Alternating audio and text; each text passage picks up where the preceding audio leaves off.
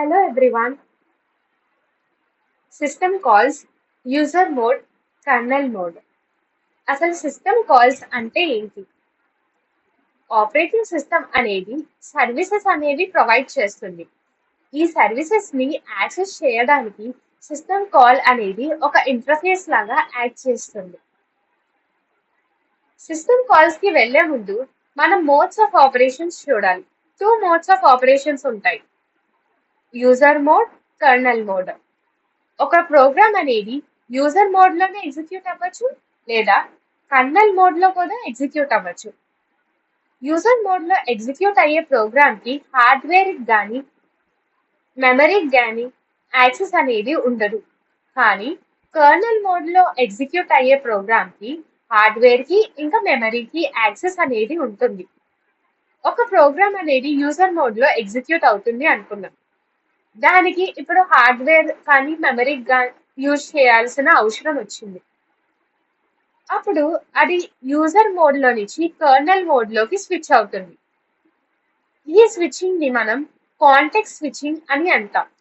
అది colonel mode లో దాని ఆపరేషన్స్ అంతా పర్ఫామ్ చేసుకున్న తర్వాత అది మళ్ళీ కర్నల్ మోడ్ లో నుంచి యూజర్ మోడ్ లోకి స్విచ్ అవుతుంది.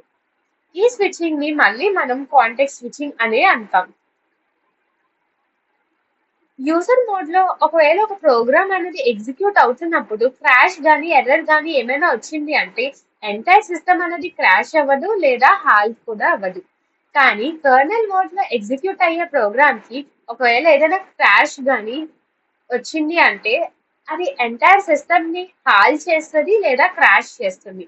అందుకే యూజర్ మోడ్ లో ఎగ్జిక్యూట్ అయ్యే ప్రోగ్రామ్ కి more safety ఉంటది.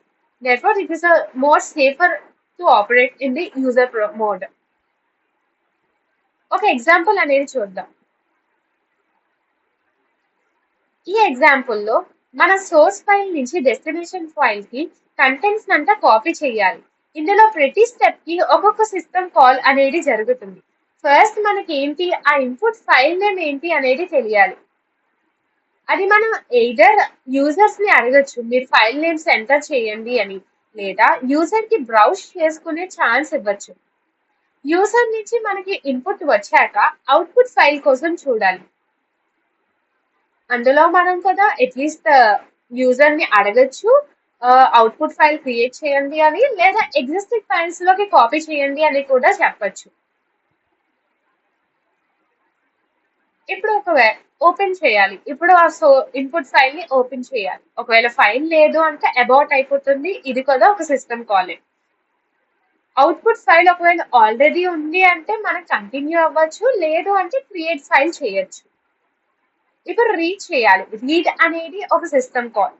సోర్స్ ఫైల్ నుంచి రీడ్ చేసి రైట్ రైట్ అనేది కూడా ఒక సిస్టమ్ కాల్. డెస్టినేషన్ ఫైల్లోకి మన కంటెంట్స్ ని రైట్ చేయాలి. ఈ ప్రాసెస్ అంతా లూప్ అయ్యాక మనం ఫైల్స్ ని క్లోజ్ చేయాలి. క్లోజ్ అనేది కూడా ఒక సిస్టమ్ కాల్. ఇదంతా అయ్యాక మనం ఏమొచ్చి ప్రాసెస్ ని టర్మినేట్ చేసేయచ్చు. దేర్ఫోర్ ఇది సిస్టమ్ కాల్ యొక్క working and user mode and colonel mode లో ప్రాసెస్ అన్నది ఎలా ఎగ్జిక్యూట్ అవుతుంది అని. Thank you.